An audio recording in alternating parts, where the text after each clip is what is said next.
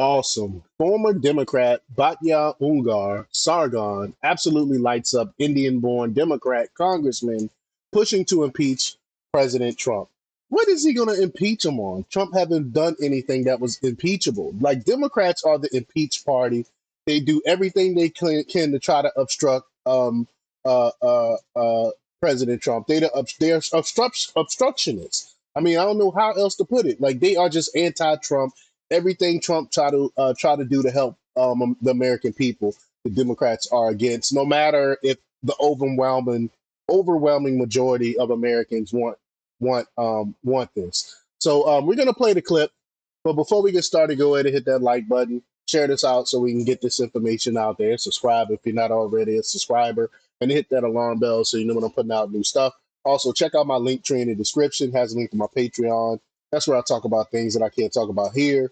There's also a link to my Instagram and my X account, so follow me there as well. All right, so let's get into this news. Now, this comes from the Gateway Pundit, and they report that the Michigan congressman who is leading the push to impeach President Trump got absolutely destroyed yesterday by a former member of his party. As the Gateway Pundit reported on Monday, Rep. Sri Thanadar, a native of India, flew back into D.C. after yet another unwarranted congressional vacation and decided to file a whopping 7 articles of impeachment against President Trump. I mean, this is just a way to get his name out there. That's all this is. And unsurprisingly, the catalyst for Thandar's filing of articles of impeachment was Trump's daring to deport Kilmar Obrego Garcia, a dangerous MS-13 gangster and alleged wife beater. Now, how can you impeach someone for deporting someone back to the country they came from? Like how? Like how? But let's just play the clip here. Here we go. Well, all of these marginal cases, when you actually look into them, turn out to be not so marginal. You know, Kilmar Garcia did not have an order not to deport him. He had an order not to deport him to El Salvador. So they sent him to the wrong country. But this person is a wife beater and a And gang. and that's a fact. The do not deport order was to not deport him back to El Salvador, but it was under false pretenses. The reason why he had to do not deport back to El Salvador is because he was supposedly like threatened, or another gang was after him called the 18th Street Gang or whatever. I think it was called. I think it was 18th Street Gang or 13th Street Gang or whoever they were called. But the thing is, that gang does not exist in El Salvador. It was just an excuse. That's the thing. Banger and a human trafficker, he should have been deported to another country. We were let down as Americans because he got a lot of due process and they just didn't follow through because the immigration courts are deeply flawed. You look at these people who were picked up for supposedly criticizing Israel, the two that are in the news a lot, belong to a group called Columbia University Apartheid Divest, which put out literature 100% supporting Hamas and the October 7th attack. That is a violation of a green card. We would never have given somebody a visa who said, I'm going to belong to a group that's going to put out literature in support of Hamas.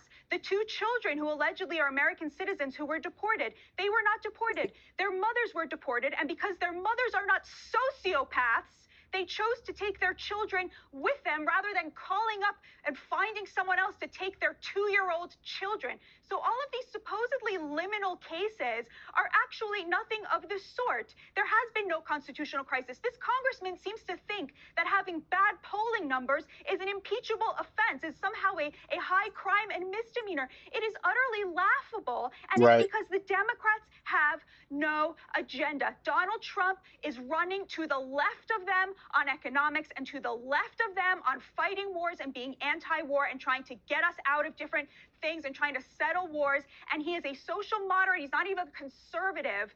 There is not a single value that the Democrats hold that they are not willing to immediately abandon if Donald Trump starts to defend it. It was the That's Democrats that's who true. thought that we had to control the border to protect working class wages. And now all you see is Democrats out there demanding free trade and demanding more access to China. You see Democrats. That is a fact. That is an absolute fact. Now all of a sudden, now all of a sudden, Democrats don't want to seal the border.